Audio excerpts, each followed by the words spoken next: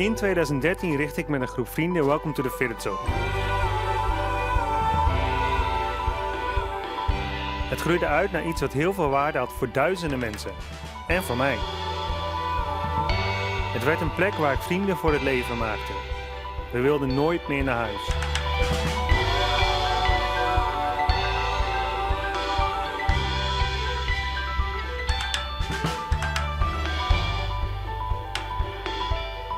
Het was stressvol natuurlijk om het hele terrein in 2 weken opnieuw te herplaatsen.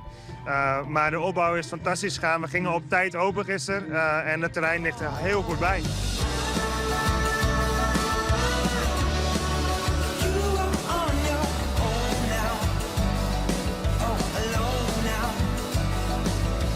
En we waren niet bang. We wilden de wereld verbeteren. Als het hier op een festival kon, dan kon het toch ook in de echte wereld werken?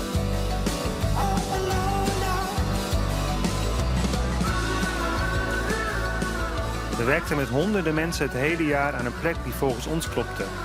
Sociaal, samen, duurzaam, dat soort dingen. Maar het was niet genoeg. Het festival bezweek onder regeltjes van anonieme juristen en mensen die riepen "Not in my backyard". Waren wij dan zo naïef? En waarom heeft niemand ons beschermd? Ik snap niet dat iets als Welcome to the Village niet kan bestaan. En dus gaan we op onderzoek uit. In gesprek met mensen over waarom het er niet meer is. En hoe het dan morgen verder moet.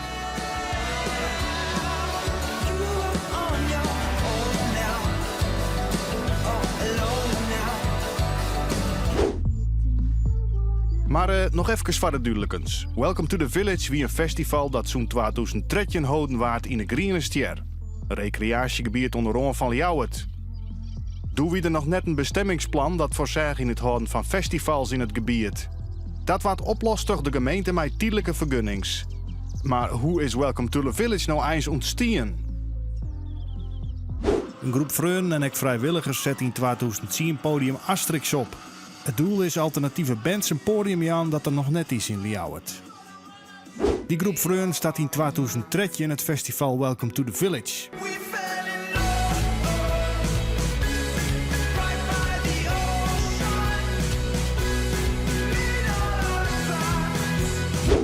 Het jaar erop kwam er een groter internationaal festival bij in de Groene Ster. Sci-Fi, dat een protte oerlest veroorzaken. Sam protte dat de gemeente Ljouwert in 2014 een bewennersdoel is gehad. Daar wordt nevens de actiegroep Groene Ster duurzaam net goed harken naar de bewenners. De actiegroep woe boeten de riochtzelden en geen contact meer met de gemeente. Er is een Natura 2000 gebied direct naast de Groene Ster. Het is de ecologische hoofdstructuur van de provincie. Dat loopt in elkaar over. Dus er zijn bedreigde diersoorten waar gewoon ook serieus aandacht aan moet besteed worden. En de gemeente die is daar overheen gewalst. Groene Ster duurzaam torpedeert de festivalontheffings van de gemeente. En zo wordt Welcome to the Village meesleurt in de riochtzaken. Het geluid moet zachter en de bastonen moeten gemeten worden door de gemeente. Dat is wat jullie vragen van de rechter vanmiddag?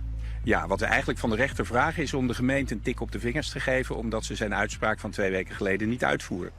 Welcome to the Village zocht er dan nog wel zitten met het festival. En dat is ook omdat een ruchter altijd wel het belang mij weegt voor een stad, voor de mensen die betrokken zijn en de financiële belangen ik. Dus ik denk dat we goed in de rug staan. En wij zijn altijd aan alle regels houden.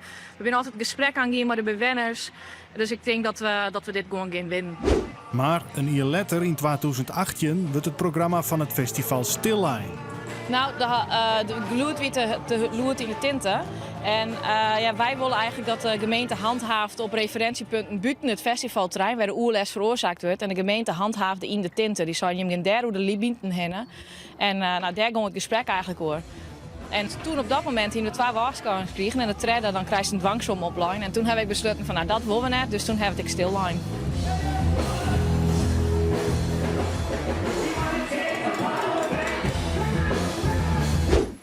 In 2021 keert er op het laatste moment ook nog een streep terug het festival. Ja, we hadden onze originele vorm Welcome to the Village op de Groene Ster al helemaal ingericht, geprogrammeerd en ook al uitverkocht. De opbouw zou eigenlijk gisteren beginnen op het terrein. En afgelopen dinsdag is de vergunning die daarvoor afgegeven was geschorst. Waardoor wij dat niet meer op de Groene Ster mochten organiseren. Het jaar erop wordt het festival in de binnenstad van Ljouwert gehouden.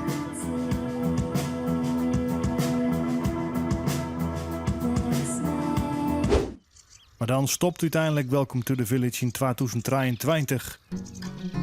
Er is geen stip meer op de horizon waar de organisatie naar tabouwen kan. Het water van het meer zal blijven glinsteren. Ook al klinkt er geen muziek. We zullen ons allemaal een klein stukje herinneren. Als losse woorden uit een afscheidslied. En de zomerzon zal wel weer gaan schijnen.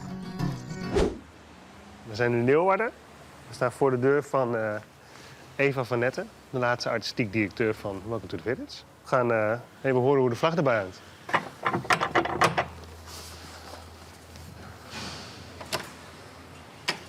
Hallo! Ja, we zijn dus een soort van onderzoek aan het doen naar Welcome to the Village.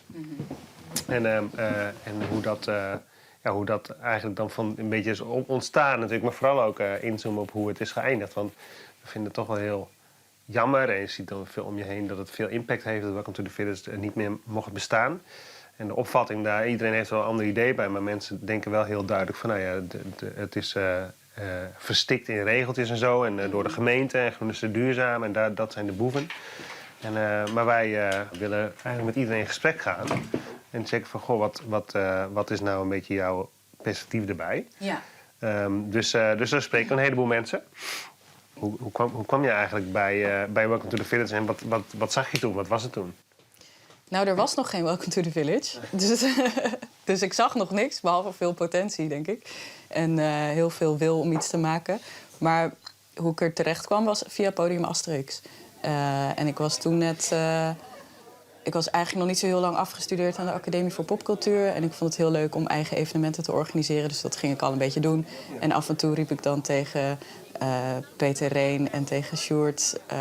hey, dit is een leuke band die ik ken. Misschien kan die een keer in Asterix komen spelen. Toen zeiden ze van, nou, we zoeken eigenlijk wel mensen die willen programmeren of leren programmeren.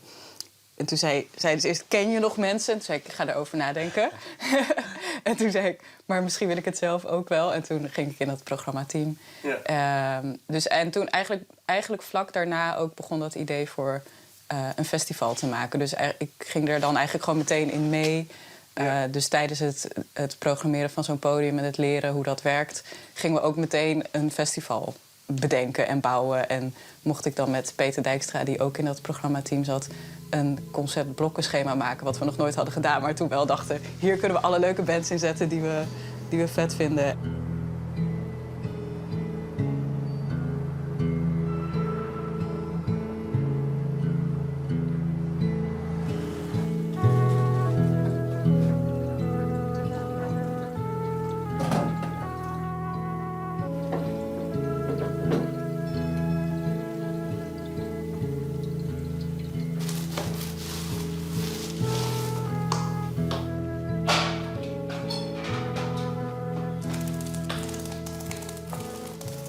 Hier het is ooit roze verfd. Als ik nog net hier zo heel lang liep, volgens mij 3 jaar of zo. Maar de baas van het pand die wil hem graag weer wiet opleverd hebben. Dus vandaar dat volgens mij ben ik hier al 2 dagen mee bezig geweest. En dus ik nog net kleer. Nou ja, ik vind maar niks. En vooral de redenen waarom. Dat is natuurlijk gewoon heel jammer. En net alleen nog voor uzelf natuurlijk. Want wij zijn een hele leuke baan kwijt. Maar wat is er nog te dwanjen in jou het nou? Ik bedoel, er zijn wel lietse dingetjes, maar er zijn natuurlijk meerdere festivals binnen voortgang dit jou het. Dus dat is gewoon wel de zonde, denk ik. Om mis te kansen.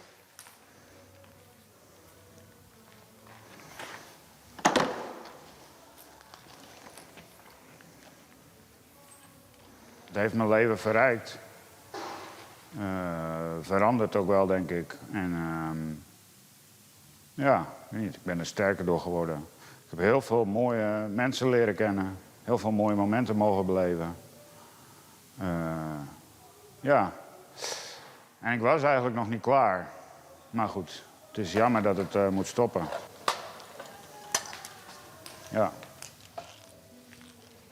Ik had nog wel energie om nog door te gaan en er nog meer uit te halen. En meer nieuwe mooie dingen te doen.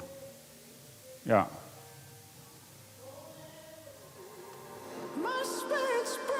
Het is gewoon een feestje van vrienden eigenlijk, dat een beetje uit de hand is gelopen. Give up the ghost and talk about it. So I'm not hanging in a moment of surrender. So I'm not hanging in this moment for forever.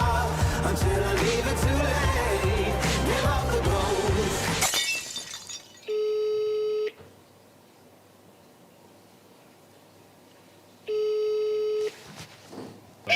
Hey Sjoerd. Dit is nog even een plakshot.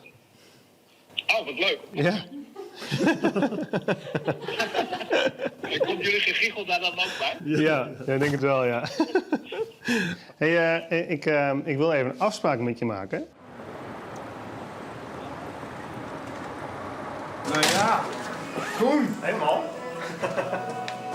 Dat is goed. Ik twitterde altijd een foto van de dikte van de vergunningsaanvraag die we dan binnenkregen van de gemeente met een balpen daarnaast. Ja. Om alleen maar inderdaad te laten zien hoe belachelijk dat was. Maar goed, ja. Werd hij ook steeds dikker? Ja. Ja, maar op een gegeven moment ben je niet meer een festival aan het organiseren met 1000 handjes, met iedereen die meewerkt voor heel veel mensen. Maar zit je in de rechtszaal. En ben je aan het uitleggen dat je dan weliswaar niet als degene die wordt aangeklaagd, maar als wel belanghebbende, het gaat dus wel over jou, moet uitleggen, oh shit, maar hey, het is allemaal niet zo erg en help, in godsnaam. Ja. Zeker, ja. Het is een land waarin zoveel mensen wonen dat het moeilijk is om samen te wonen. Ja. En er komt zoveel veranderingen op ons af. Ook als het gaat over de klimaatcrisis en het nieuwe beleid dat daarbij hoort om dat te voorkomen. En hoe doen we dat dan met elkaar? Hoe geven we dat daarvoor? Omdat dat heel moeilijk is om nog een... als overheid ook, denk ik, om de voorwaarden te creëren zodat mensen kunnen samenleven. Ja. Want inderdaad, alles kan dan alleen maar gejuridificeerd worden. Dus alle vertrouwen is weg. Ja. Terwijl toen wij begonnen met het festival, we vooral heel veel vertrouwen kregen. Ja. Dat was heel bijzonder. Ja. Want die eerste keer dat wij dat festival hadden, ging wel het een en ander mis, zeg maar. Ja. Ik ben hier dus niet meer geweest sinds de laatste avond van Asterix. De laatste keer dat ik hier was, rook het nog steeds naar bier. Dat is altijd een goed teken. Want zo hoort een poppodium ook te ruiken. Ja. Welkom. Ha, wauw. Oké, ik ruik wel meer lijm dan bier nu trouwens, maar... Terug naar het begin. Het is net zo lekker afgeracht als het was. Tof. Hier begon het allemaal. Ja. Jullie organiseren eigenlijk Welcome to the Village als een soort 10 keer Asterix. Van 10 keer zoveel bezoekers, 10 keer de begroting. Ik weet nog dat ik de eerste teksten aan het schrijven was voor een projectplan. Dat moet je dan maken. En toen heb ik heel erg ook het plaatje uit de Asterix-strip. En gezegd van nou, we willen eigenlijk dat dorpje van Asterix maken. Ja. Als een soort van... een soort van utopisch, mooi, ideale plek. Een plek waar je eigenlijk heel graag naartoe zou willen. Zeker als je die strips leest. Wat heel leuk is en waar je superkrachten hebt. En waar heel veel verschillende personages wonen. En dat altijd eindigt met een kampvuur in het laatste plaatje. En ze leven nog langer gelukkig. Weet je? Ja. Dat was wel echt een soort van vertrekbeeld. Van, kunnen wij dat dorpje ook maken? Kan dat ook een festival zijn?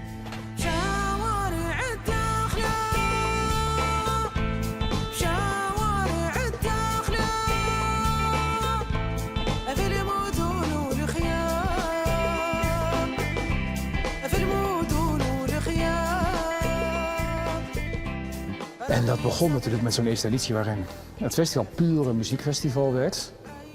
En vanaf het tweede jaar kwam daar eigenlijk al van alles bij. Omdat we ook gewoon met allerlei organisaties uit de stad en daarbuiten gingen samenwerken. Ja. En toen kwam er opeens kunst bij. Toen zijn we gaan werken met allemaal mensen en dagbesteding en opa's en oma's en dak- en thuislozen. Allerlei mensen die gingen helpen met timmeren en met haken en breien van kleedjes en noem maar op. En ik denk dat we altijd heel bewust een festival hebben gemaakt dat niet efficiënt werd georganiseerd. Wat betekent dat? Nou, dat betekent dat geld niet leidend is, maar dat de gemeenschap leidend is. Dus dat je het met elkaar maakt. Dus als je een efficiënt festival organiseert, dan krijg je een commercieel festival die onder de streep altijd moet kloppen en waarin er geld moet worden verdiend. Maar wij wilden niet geld verdienen, we wilden geluk verdienen. Weet je wel? Dus wij gingen niet vlaggetjes inkopen, maar we gingen met heel veel mensen vlaggetjes breien. Het was heel erg gewoon een festival om samen te maken. Het is handgemaakt. Er leek die nacht geen einde aan te komen. We waren samen 1000 vlinders vrij. Ik zie haar glimlach nog tussen de vonken in mijn dromen. Maar elk feestje gaat voorbij. Mooi weer had ons de hele dag bedoezeld. De melodie hield ons in een greep. Hoe ik erop terugkijk is dat eigenlijk begonnen is bij de tweede editie. De eerste editie hadden we echt helemaal geen last. We hadden wel wat klachten van buren, maar daar zijn we heel goed mee omgegaan volgens mij. Maar het jaar daarop kwam er een ander festival bij. En dat heette Psy-Fi. Ja. En op een of andere bizarre manier had de gemeente Leeuwarden hun een 24-uursvergunning gegeven. En dat heeft ervoor gezorgd dat er bij buurtbewoners rondom de Groene Ster zoveel kwaad bloed is gezet, dat ze vervolgens heel erg in actie zijn gekomen tegen eigenlijk alle festivals in de Groene Ster. Ja. En dat zorgt ervoor dat een van die mensen is ook naar de rechtbank gegaan, om onze vergunning allemaal aan te vechten. En die is heel succesvol geweest. Theo van Gelder heet die man. En die ging elke keer als er weer een nieuwe vergunning werd uitgegeven, weer naar de rechtbank en weer kreeg hij op 1 of 2 punten gelijk. Oké, maar dus de Groene Ster Duurzaam klaagt de gemeente aan? Ja, want die maken eigenlijk bezwaar tegen de vergunning die de gemeente aan ons verleende als stichting. Ja. Wij waren een stichting Welcome to the Village. En dat betekende dat we de volgende keer een heel groot ecologisch rapport moesten maken. Aan €10.000 bij wijze van. Dat we op een gegeven moment ook gewoon advocaten altijd met alles mee moesten laten kijken. Ja. En dat de rechtbank ook zei, nee, dan gaan we de geluidsnormen beperken. Dus dan mochten we minder lang muziek laten horen. Ja. Ja, en als je een festival van een weekend bent, wil je wel lang door kunnen gaan. Ja. Voor het publiek, maar ook voor je eigen omzet, om maar iets te noemen. Ja. Je moet genoeg drankjes en eten omzetten om alles weer te kunnen betalen. Heeft dat hele agressieve rechtszaken gebeuren misschien jullie ook wat overvallen toen? Of? Nou, die rechtszaken hebben ons zeker wel een beetje overvallen af en toe. Omdat wij ook zo overtuigd waren dat we iets leuks aan het doen waren, iets moois aan het doen waren, iets aan het achterlaten waren. Iets aan het doen waren voor de gemeenschap. Dus het voelde wel heel vaak als een super persoonlijke aanval. Ik weet ook nog wel eens dat ik in die rechtbank zat en dat Theo van Gelder tegen mij zei, maar ik bedoel het niet persoonlijk. Dat ik echt dacht, ja oké, maar ik moet straks terug naar dat festivalterrein waar al honderden mensen aan het werk zijn. En misschien uitleggen dat waar zij een jaar aan gewerkt hebben, misschien niet door kan gaan. Ja. Dus dat is heel persoonlijk. Ja. Zo'n festival maken is iets persoonlijks. Dus het is een soort ding wat je met z'n allen achterlaat. Waar je een soort statement over wat jij belangrijk vindt. Ja. Of het nou met de muziek is die je op het podium zet, waar je iets mee wil laten zien. Of de duurzaamheidsprojecten die we deden. Het is een persoonlijk statement van ons allemaal geweest. Van dit vinden wij nu belangrijk. Ja. Hier moeten we het over hebben in Nederland. Ja. Ja, ik denk dat zij dat nooit helemaal begrepen hebben. Hoe belangrijk het voor ons en heel veel andere mensen was. Nee. Ik ging altijd met superveel energie naar Leeuwarden. Dan reed ik over die Afsluitdijk, ging daar weer 1,5 dag werken. En dan gingen we mooie dingen doen. En het was helemaal te gek. En ik ging met heel veel bakken energie terug die Afsluitdijk, 's nachts om 1 uur. Ja. En dan op een gegeven moment werd die energie steeds minder. Dat voelde ik gewoon, omdat ik alleen maar met shit bezig was. Ik was gewoon een beetje de minister van shit aan het worden van Welcome to the Village. In plaats van mooie dingen maken, wat we deden. Ja, ik vond het een heel fijn gesprek. Je merkt wel heel duidelijk dat het voor haar heel veel betekent, dit onderwerp van de verjuridisering van het werk eigenlijk. Dat ze beginnen als vol goede moed en een doen-mentaliteit en dan eigenlijk daar op een gegeven moment niet meer aan toekomen. Dus dat vind ik wel, dat voel ik wel. Ja. Ja, nou ja, je hoort dan wel zoiets dat Van Gelder zegt van ja, ik kom mijn recht halen, maar dan denk ik van ja, maar waarom vind je dat zo belangrijk? Wat is dan... Hoe kun je dat nou belangrijker vinden dan zo'n wereldverbeteratief festival? Met 1000 mensen erachter voor wie dat heel veel waarde heeft. Ja. Dat contrast, daar heb ik geen antwoord op. Maar we zijn wel een stukje verder, geloof ik. Ja.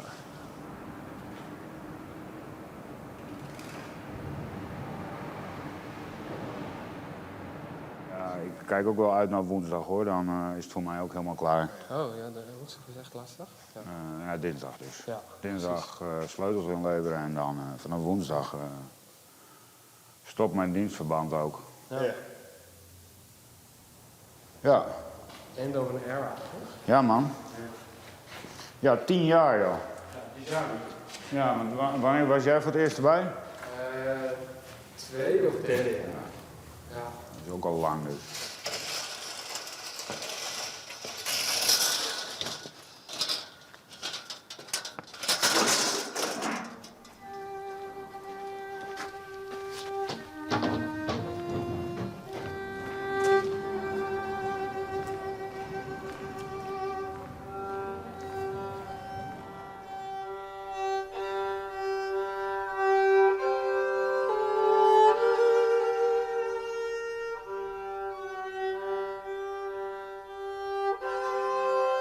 Ik heb er natuurlijk haast elke keer wel ongeveer spelen in verschillende combinaties.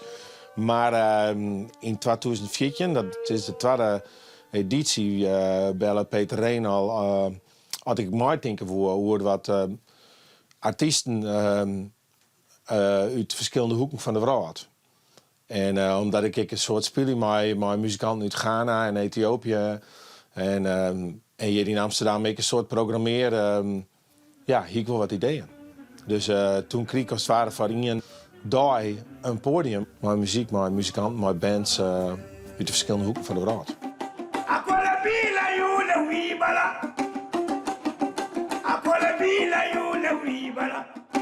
De kist wat nice in komen. Van als net 80 is dat ze het mooi vinden zoest. Of dat ze erop doen ze koest. Maar ik ken een heel soort mensen van uit alle hoeken van Friesland als het ware. Doen ze jongen op combinatie 16, een Surinaamse band, of op de muziek van King Aishoba uit Ghana, werkt een soort van verkie. Dat, nou ja, uiteindelijk werkt het dat.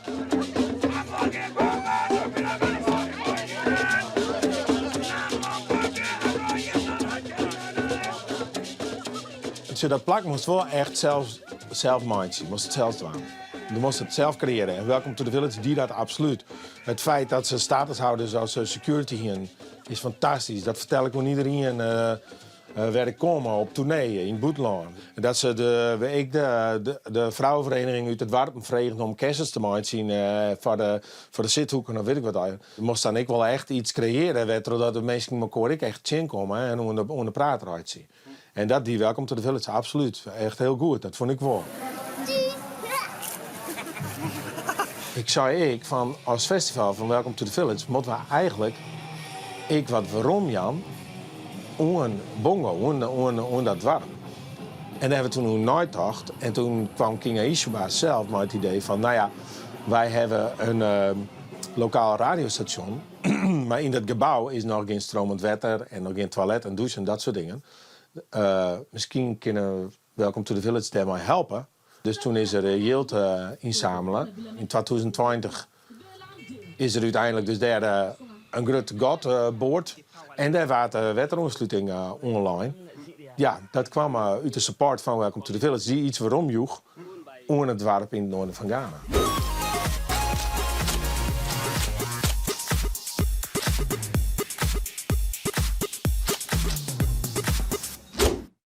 En nu?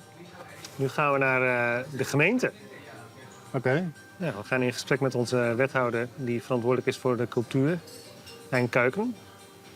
Ik ben benieuwd. Ken je hem? Of, Wel, ja, ik ken hem wel. Ik heb hem nog vaak ontmoet. We zijn geen vrienden of zo, maar we hebben wel een werkrelatie. Met andere dingen of ook met Welcome to the Village? Nee, met andere dingen. Ik heb hem wel eens over Welcome to the Village gesproken. Ik kan me voorstellen dat Welcome to the Village wel een lastig dossier is voor als je nu wethouder bent in Leeuwarden. Ja. We zullen ons allemaal een klein stukje herinneren. Als losse woorden uit een afscheidslied. Ik kwam hier in de zomer 2020, het begin van coronatijd.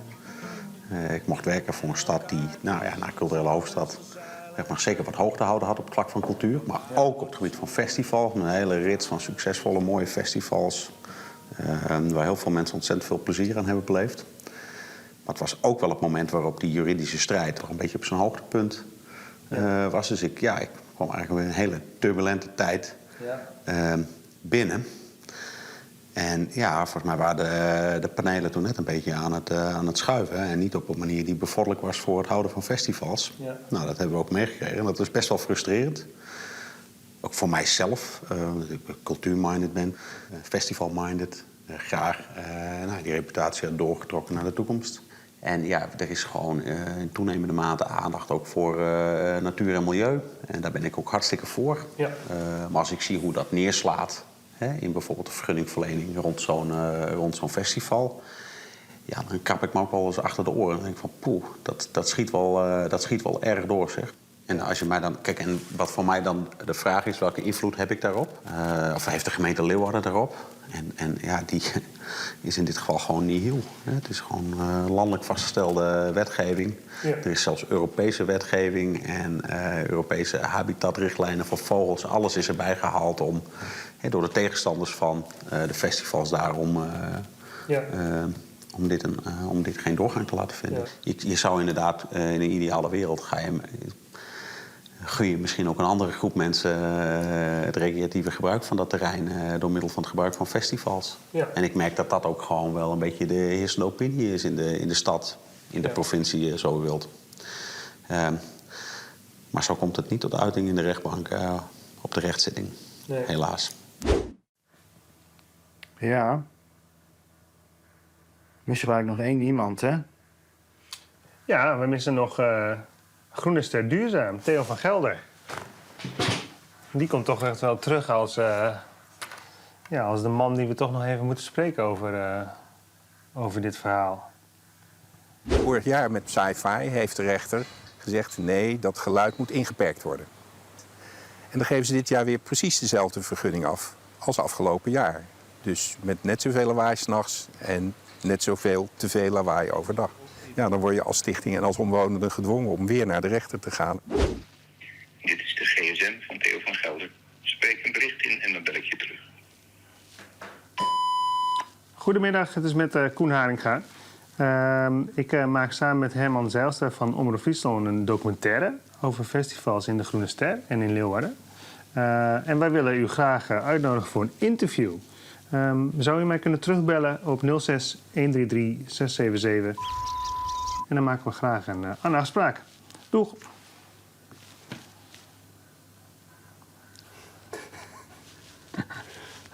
Grappig dat dat dan spannend is, hè? Ja. Dat komt misschien, ik weet het, ja. Voor jou is het nog spannender dan voor mij, denk ik. Maar ultieme tegenstander bijna. Zo voelt het wel, ja. Maar daarom ben ik ook wel extra benieuwd naar wat hij voor verhaal heeft. En of hij niet alleen statuten van zijn stichting gaat oplezen. Nee. Ja, spannend. Ja.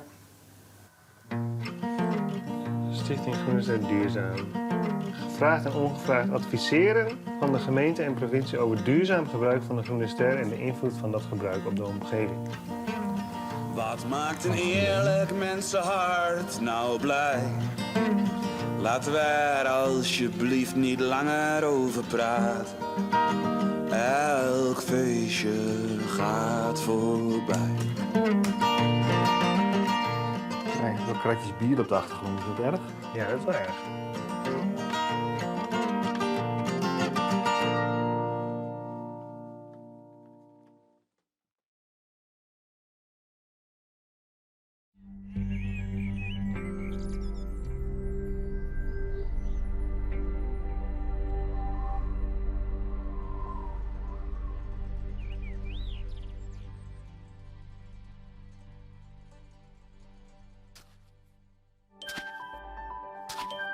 In 2013 richt ik met een groep vrienden Welcome to the Village op.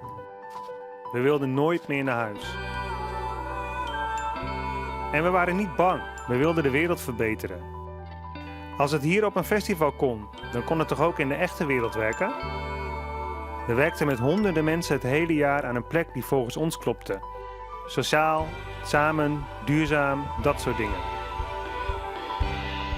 Maar het was niet genoeg. Het festival bezweek onder regeltjes van anonieme juristen en mensen die riepen "Not in my backyard".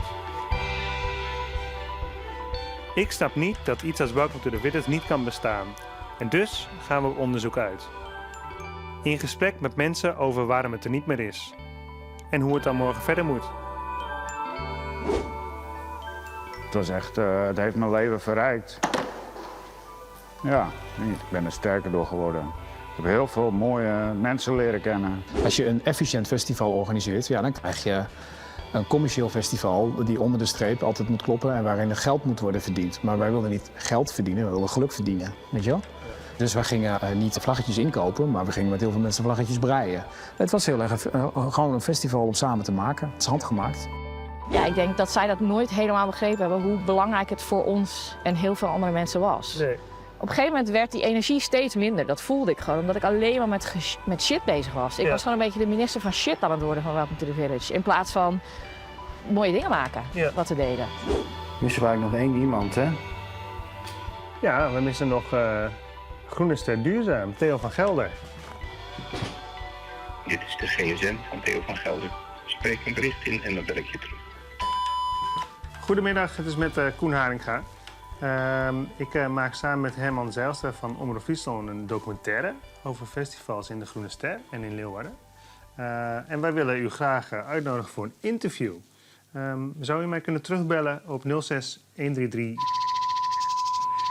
En dan maken we graag een afspraak. Doeg!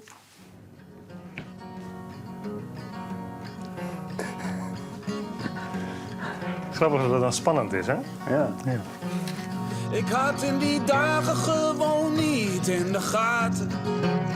Wat maakt een eerlijk mensenhart nou blij? Welcome to the Village start in 2013 in de Groene Ster, een recreatiegebied onder Ljouwert. Doel wie er nog net een bestemmingsplan van de gemeente dat voorzag in het houden van festivals. Dat wordt oplost met een tijdelijke vergunning. In 2014 kwam er een groot internationaal festival bij in de Groene Ster, Sci-Fi. Dat festival mocht een week lang de hele dag terugdraaien in haar tijdelijke vergunning. Dat was de start van een jarenlang conflict met Groene Ster Duurzaam en de gemeente Ljouwert. Het allerbelangrijkste, ook voor de meeste mensen die onze stichting steunen, is dat ze 's nachts niet kunnen slapen. Het geluid moet zachter en de bastonen moeten gemeten worden door de gemeente. Koen en Theo van Gelder van Groene Ster Duurzaam kregen geen contact. Gelukkig kreeg ik hem een week later direct on de lijn. Ik heb ook nog gebeld met Van Gelder trouwens. Ik heb tegen hem gezegd van ja, wij komen er eigenlijk wel achter dat tijdens de eerste Sci-Fi dat het gewoon een groot probleem was. Dat het daar helemaal uit de hand gelopen is. En toen zei hij tegen mij van als dat niet gebeurd was op die manier, dan had het allemaal met de sissen af kunnen lopen. Ja. Zei hij. Ja. Ik zei, nou ja, dat is iets wat wel in ons programma moet. Of wat wel in onze docu moet. Ja. Maar hij zei, ja, ik heb hier geen belang bij. Ja. Ja, kort gezegd, hij wil niet. Ja, dat is wel balen. Ja. Ja. Ik vind het wel lastig om erop te reageren. Want eigenlijk vind ik het echt wel heel stom dat hij niet in gesprek wil gaan. Maar ik wil ook wel een beetje niet bijdragen aan het schetsen van een portret, zeg maar, wat juist mensen nog verder uit elkaar drijft. Wij gaan even de wijk in. Kan me gebeuren. Omdat we vinden het moeilijk om mensen die tegen festivals zijn, om die voor de camera te krijgen. Dus dat wordt een beetje een probleem. Dus we gaan gewoon de wijk in om te vragen wat mensen hier er eigenlijk van vinden. Die zo'n festival bij de buren. Deze zomer geen festivals. Bent u daar blij mee? Ik heb er weinig last van. Laat ik het zo zeggen. Of ik er blij mee ben. Ik ben er wel blij voor de natuur en die hele omgeving daar. Heb je last van festivals in de buurt? Nee, ik vind het mooi. Ja, ja prachtig. Ja. Waarom dan? Ja, gewoon feest, geluid. Ja. Moet kunnen toch? Er is wel een kans dat festivals weer terugkomen. Wat vindt u daarvan? Nou, voor mij hoeft het niet. En bovendien, als ze festivals hebben in de Groene Ster, dan is het vaak ook... het gras wordt daar vertrapt, er wordt rotzooi achtergelaten. En als mensen tentjes opzetten, laten ze die vaak ook achter, het ruimen ze niet op. Dus er komt een hoop troep. We hebben ook wel eens ervaren dat er mensen de stad in gaan, echt het centrum van Leeuwarden in. En dat we ook wel horen dat winkeliers er niet zo blij mee zijn. Dat sommigen wiet hebben gerookt of drugs of andere dingen. Het is een recreatiegebied waar iedereen zich moet kunnen vermaken. En dan vind ik het niet gepast. Het moet toch ergens. En het enige wat ik vervelend vind van die festivals is, als het er is, dat ik niet met mijn hond daar kan lopen. Ja, precies. Ja. En verder vind ik, als iedereen zich een beetje gedraagt. Dit zijn de grote huizen. En achter jou het festivalterrein. Nou ja, het recreatiegebied. De wereld klinkt altijd heel erg gepolariseerd. Maar als je dan met mensen spreekt, dan valt het eigenlijk altijd wel een beetje mee. Mensen zijn altijd wel wat genuanceerder dan dat als ze het zelf mogen uitleggen en als je daar even wat aandacht aan besteedt. En als iemand zegt, not in my backyard, dan heeft het geen zin om daar dan heel hard tegen te zijn, zeg maar. Dus je moet vuur niet met vuur bestrijden, want dat lost niks op. Ja, hoe het dan wel moet, dat weet ik ook niet zo goed, maar ik heb wel het gevoel dat het helpt om te leren dat de wereld genuanceerder is dan hoe er over gesproken wordt. En dat de polarisatie, dat het harder klinkt dan wanneer je dat aan de mensen over wie het gaat zelf vraagt.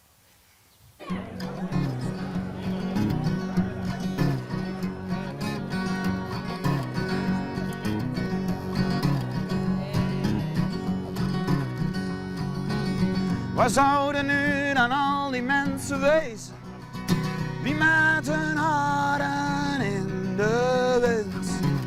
Ik had mijn hand die middag laten lezen door een geblinddoekt kind. Die zei dat ik mezelf terug zou vinden na een volgend jaar getij. Maar het leven waaide mee met alle winden en elk feestje ging voorbij.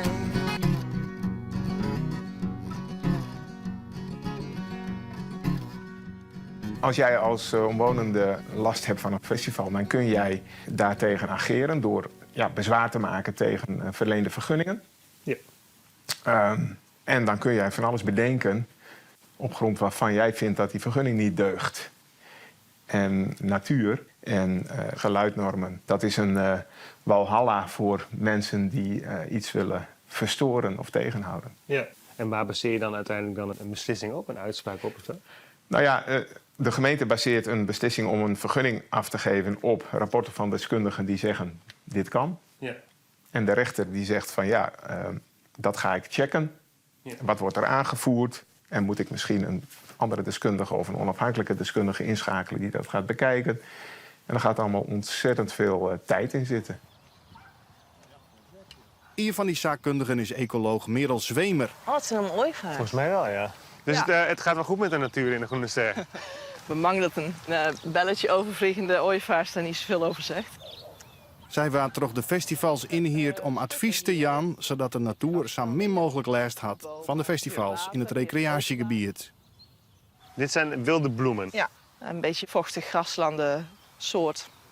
Ja, en hier volgens mij stond, toen ik bij Welcome to the Village werkte nog, stond een aantal orchideeën. Ja. En ik weet nog dat ik de opdracht kreeg om een bordje te maken. Wij hebben ook geen orchidee waar dit verplant is, maar je mag niet op gaan staan. En het leuke is dat het publiek van Welcome to the Village dus gewoon genoeg had aan dat bordje om er niet in te gaan staan. Ja. Dat was ook echt, dat ik dacht, op een of andere manier werkte dat. Een soort huiskamerpubliek, echt heerlijk. Ja, ja precies. En want dat is dus jouw werk. Je bent ecoloog. Ja. En dan is dit een voorbeeld van wat een ecoloog doet. Ja, kijk, in beginjaren is ecologie helemaal niet serieus genomen. En mede dankzij eigenlijk de actiegroep Groene Ster Duurzaam werd het steeds duidelijker dat ecologie wel degelijk iets was waar ze rekening mee moesten houden. Ja. En deels door hun protesten en het feit dat zij zich druk maakten om de natuur in dit gebied, werd er ook daadwerkelijk steeds meer naar mij geluisterd. Ja.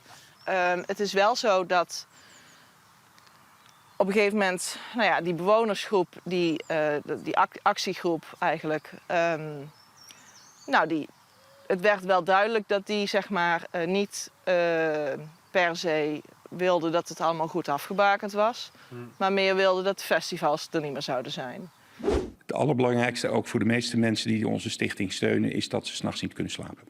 Dat wild kamperen, dat is zonder sanitaire voorzieningen. Dus dat betekent dat mensen hun behoeften gewoon in de omgeving hebben gedaan. Wat we eigenlijk van de rechter vragen is om de gemeente een tik op de vingers te geven, omdat ze zijn uitspraak van 2 weken geleden niet uitvoeren. Maar wat je niet moet hebben is dat de cultuur de natuur sloopt. Vorig jaar met sci-fi heeft de rechter gezegd nee, dat geluid moet ingeperkt worden. En dan geven ze dit jaar weer precies dezelfde vergunning af als afgelopen jaar. Ja, dan word je als stichting en als omwonenden gedwongen om weer naar de rechter te gaan. Kijk, het punt is, als jij er tegen bent, dan kun je met hagel schieten. Dus je kunt op elk onderdeeltje waarvan je denkt dat het niet deugt. We hebben de meest bizarre argumenten ook zien langskomen in het kader van met hagel schieten. Die door de rechter allemaal gewoon aan de kant. Ja, dit is onzin, weet je wel. Maar uiteindelijk schiet je dan een keer 1 kogeltje raak. Ja. Of 2. En nou ja, dan heb je beet. Dat is hoe dit soort dingen werkt. En aan hoe meer regels je moet voldoen, hoe meer er geschoten kan worden. Kan jij vertellen waar uiteindelijk het voor Welcome to the Village en de festivals hier op stuk is gelopen?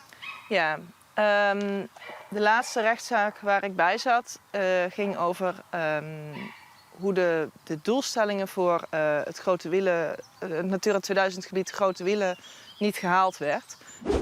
Even voor de duidelijkens. De Grote Wielen is een Natura 2000 gebied met strenge regels voor het behoud van de natuur. Recreatiegebied de Groene Ster leidt in dit gebied aan. Voor zo'n Natura 2000 gebied zijn doelsoorten aangesteld. In dit geval de doelstelling voor de broedvogelpopulatie van de rietzanger. Ja. Daar werd al eerder over gesproken. Ik heb daar ook nog een gesprek over gehad met de provincie, festivals. De gemeenten zaten met z'n allen om tafel. Toen heb ik al gevraagd van, goh, hoeveel rietzangers zijn er dan in de Grote Wielen? Nou, dat wisten ze niet. Ik zeg, jullie zijn provincie, jullie zijn bevoegd gezag. Ja. 1 belletje van jullie naar de beheerders van de Grote Wielen, van het Friske G. En ze vertellen jullie precies wat de aantallen rietzangers zijn over de jaren heen. Want dat monitoren ze. Ja. Nou, daar is niet achteraan gegaan. Maar ja, vervolgens, Groene Ster Duurzaam had zijn handen gekregen aan metingen van, ik geloof 5 of 10 jaar geleden. Echt niet recente data. Maar goed, daarin werd het ook niet gehaald. Ja. En de provincie had niks om dat te weerleggen. Okay. Dus dat bij de rechtszaak was het, doelstelling wordt niet gehaald, streep door het festival. Ja. Dus vanwege de rietzangers, eigenlijk niet in dit gebied, maar aan de overkant van de weg, in het Natura 2000 gebied, zijn de rietzangers aangevoerd als argument van kijk, het gaat slecht. Er kon niet worden aangetoond dat het door het festival kwam. Maar just in case. Maar de doelstelling werd niet gehaald, dus ja. En dan moet alles daarvoor wijken. Ja, vond ik een beetje oneerlijk, maar daar kon ik als ecoloog van de festivals helemaal niks aan doen. Nee. Zolang er nog een rechtszaak erin is de vergunning van het theaterfestival Welcome to the Village net geldig. Dat heeft de rechter bepaald. De broedvogels die in het naastgelegen Natura 2000 gebied zitten, lopen misschien schade op, is niet goed uitgezocht door de provincie en de gemeente. Het is voor alle duidelijkheid een voorlopig vonnis. Het definitieve karakter hangt hier nog niet aan. Kan het dus nog veranderen, denkt u? In theorie zou het kunnen veranderen, in de praktijk denk ik dat niet.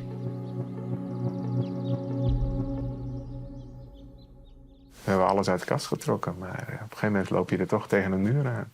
Ja. En dan is je eigen creativiteit ook op. Ja.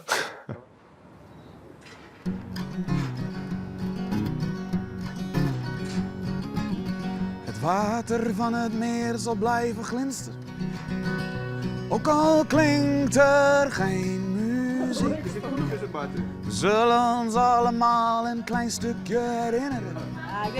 Als losse woorden uit een afscheidslied. En de zomerzon zal wel weer gaan schijnen. En elkaar weer zien zal heus gezellig zijn. Maar waarom wordt iets mooi zodra het moet verdwijnen? Oké, dus als ik het goed begrijp, is er een festival dat heel veel waarde creëert. Er zijn duizenden mensen die het hele jaar meebouwen. Iedereen mag eraan meewerken. Er worden talenten ontwikkeld, innovaties getest, communities gevormd, prijzen gewonnen, ketens opgebouwd en alles duurzaam ook nog. En toch is er een pak papier met regeltjes dat zwaarder weegt? What the fuck? Er is een streep door de festivals gezet, door de rechter uiteindelijk. Ja. Vind je dat onterecht? Ik vind het onterecht, omdat ik denk dat die laatste streep, dat gedoe met die rietzanger, dat is niet de festivals te verwijten. De provincie die haalt die doelstellingen niet, het Frieske G haalt die doelstellingen niet. En als je dan even kijkt naar de ecologie van de rietzanger, dan denk ik ook, ik snap wel waarom je ze niet haalt. Rietzanger broedt in oud riet. Dus dat betekent niet het riet wat nu jong opschiet, wat volgend jaar dus mooi bruin is. Ja. Daar broedt hij in. Ja. Nou, wat laat het Frieske G nog tot half april in het gebied? Dat zijn de rietsnijers. Die al dat oude riet oogsten voor onze boerderijen. Ja. En dan heb je daarnaast ook nog de weg. Ja.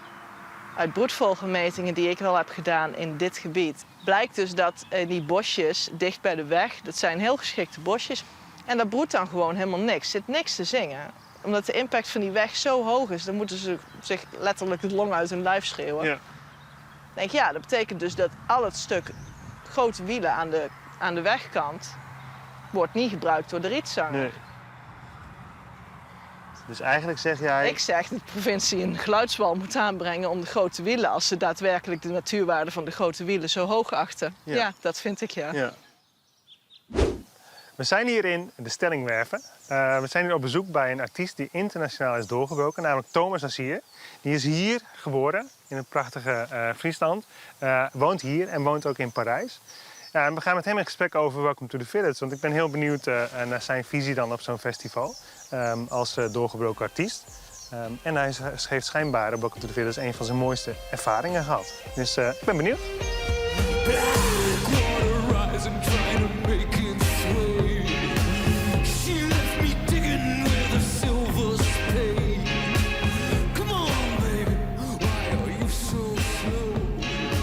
Er was een soort extase tijdens die performance op Welcome to the Village. En daarna deed ik een tour door alle grotere steden in Europa. Dus Frankrijk, Parijs, Berlijn. Ja. En ik merkte gewoon dat die verbinding die ik vond, dus met het regionale en het hoofdstedelijke, dat daar iets heel interessants plaatsvond. Namelijk een soort gesprek, een overlapping. Mensen voelen zich niet gezien, niet gehoord, buitengesloten. En ik denk en ik heb het gevoel dat we moeten naar een nuancering van de wereld. Dus we moeten proberen naar verbinding te zoeken. Ja. En ik denk daarom dat zoiets als Welcome to the Village essentieel is in dat landschap. Ja. Omdat je een platform biedt voor artiesten, voor mensen, voor bezoekers, om zo'n overlapping te beleven.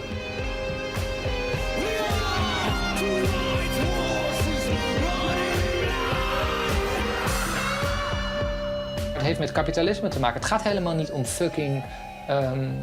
het gaat niet om de bescherming van de natuur. Ik denk dat het gaat om bescherming van eigendom. En daar wordt het heel tricky. Want wat is eigendom, weet je wel? Is die groene ster van die mensen die daar wonen? Ja. Of is het net zoiets? Is het voor de jonge mensen net zo goed? Ja. Nou, en dat is denk ik de vraag waar het hier echt om gaat. Dus het is een soort valse sluier die erop ligt. Ja. Het gaat over de natuur. Ja, dat is een heel... logisch, we geven allemaal om de natuur. Ja. Maar daar gaat het volgens mij hier niet om. Het gaat om eigendom, het gaat om wat hebben we en dat niet willen weggeven. Ja. Dat niet van ons afpikken. En dat is naar mijn idee, ja, dan ga ik misschien wel wat radicaal, maar het is dezelfde gedachtegoed als hoe sommige mensen naar migranten kijken. Ja. Want dit is van mij, ze komen alles wat wij hebben halen. Ja. Ja, dat is natuurlijk bangmakerij en... Er is geen nuance, zeg maar. Er is geen overlapping. Precies. Dus jij denkt dit, ik denk dit en hier is de grens. Ja. Als er overlapping plaats zou vinden, dan zou ik jou kunnen begrijpen, jij mij kunnen begrijpen en dan zouden we gemeenschappelijk gedachtegoed kunnen. Een gedeelde verantwoordelijkheid. Ja. Nou ja, ja, net zoals dat ik boos ben op dit soort gedachtegoed, denk ik dat we daarin elkaar moeten gaan begrijpen. Ja, ja.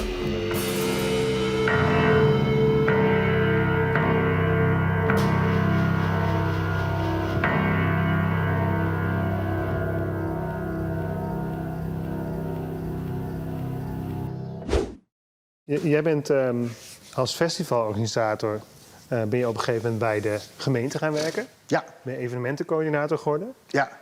Wat was toen, had je toen een missie? Ja, zeker. Ken ik nog wat budgetten voor mijn zo dierbare sector. Ja. Ja, en toen kwam ik wel een beetje bedrogen uit. Nou, we hebben in Ljouwen toch wel te krijgen met de gedachte dat we een evenement altijd benaderen als een calamiteit. Altijd.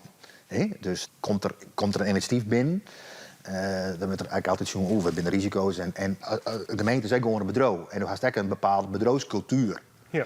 En dat een cultuur, en natuurlijk al die rechtszaken die er bijvoorbeeld was binnen in de Groene Ster om de Groene Ster evenementen heen, werken dan net in het voordeel. Dan gaat zo'n bedrijf automatisch nog krampachtiger te werk. Ja. In plaats van dat ze zeggen, goh, wij stropen de mouwen uit en we binnen wat brutaal. En wij bezieken hier en daar wat. Ja. Maar ja, wij zijn als evenementensector best wel heel bot gebaat bij een omjouwing die een evenement als kool zit. Ja.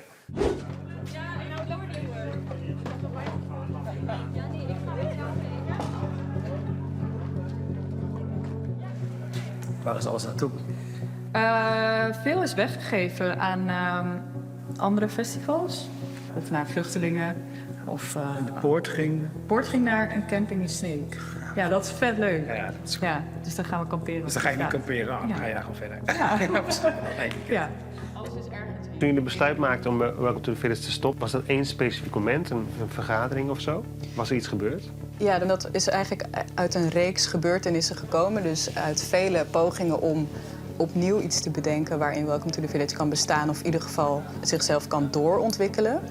En op het moment dat wij nog een soort van tussenfase voor onszelf hadden gemaakt waarin we vooral wilden kijken of we vanuit daar weer het festival konden opbouwen, werd daar een zware vergunning opgelegd. En in een meeting met de gemeente waarin wij met 3 mensen vanuit het festival kwamen en er ongeveer 12 mensen aanwezig waren om alle regels van de vergunning met ons door te nemen, werd het ons eigenlijk best wel duidelijk van oké, deze kans is eigenlijk niet uitvoerbaar. En dat is wel, ja, dan zit je dus op dat moment waarin je dat moet gaan besluiten. Ja. Ja.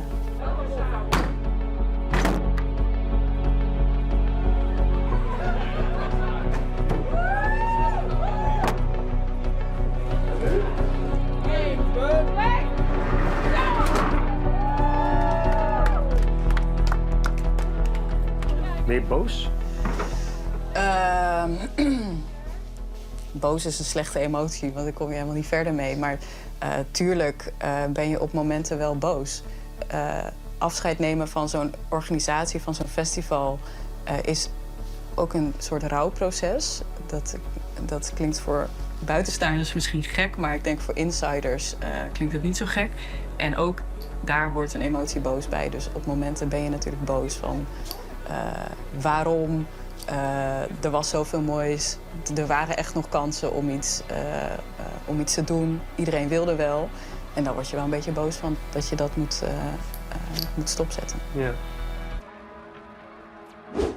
Maar er is hoop. De gemeente Ljouwert had na jaren haar nieuwe bestemmingsplan klaar voor de Groene Ster. Dit jouwt de gemeente de mogelijkheid om bij wet festivals te houden in dit recreatiegebied. Ze hoeft dan geen tijdelijke vergunningen meer per festival uit te gaan. Dit is ons meest complexe bestemmingsplan wat wij ooit hebben gemaakt. Het is 2400 pagina's groot. Alle gerechtelijke uitspraken van de afgelopen jaren, en het zijn er tientallen, maar ook alle nieuwe wetgeving, et cetera, alle issues zijn erin geadresseerd. En dit gaat straks naar de Raad van State. Ja. En dan zal moeten blijken of dit stand houdt. Ja. En wat betekent dat als het dan niet haalt? Als het niet haalt, heb je denk ik grofweg 2 keuzes. Ofwel je kijkt naar een andere locatie, maar we weten dat die niet 1, 2, 3 voorhanden zijn. Ja. Loop je misschien ook tegen geluids- of flora- en fauna-problemen aan. Ja. Of je neemt genoegen met festivals die fors kleiner zijn in omvang.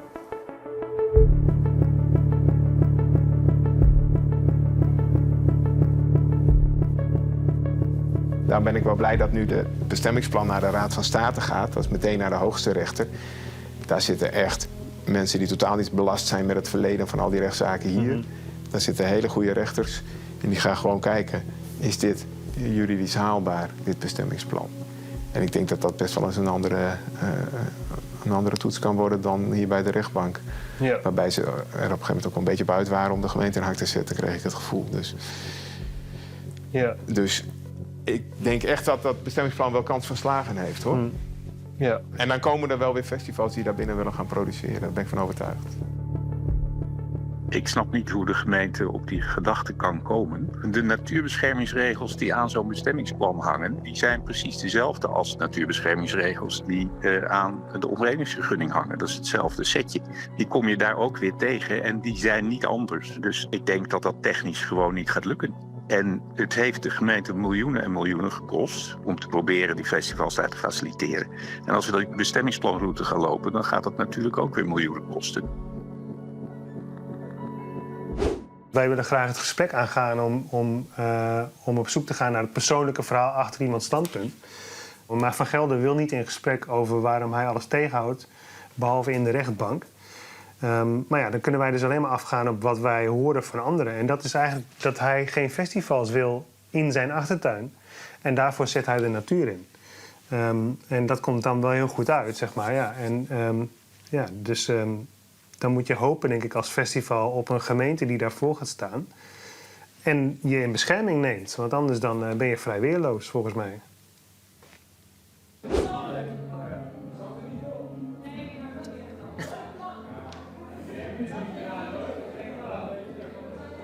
Ja, Herman. Het is een week.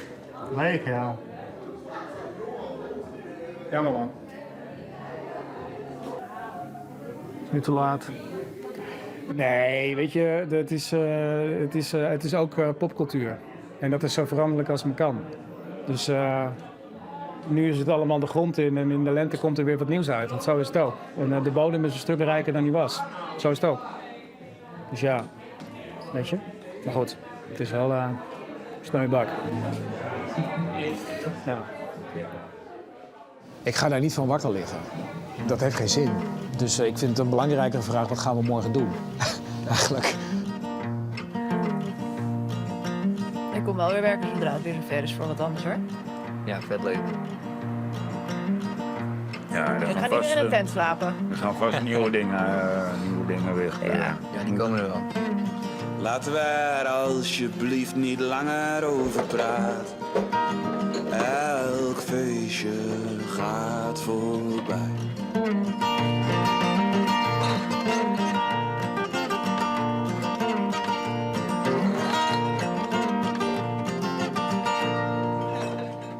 Ivo van der Meer, Rotshuizen Geensadvocaten. Hey Ivo, met Koen Haringa. Hey. Ik heb er nog even over nagedacht, hè. Kun je ook mensen aanklagen voor slecht burgerschap? Dat vrees ik van niet. Is er plots een eind gekomen aan innovatieve leeuwerdromen?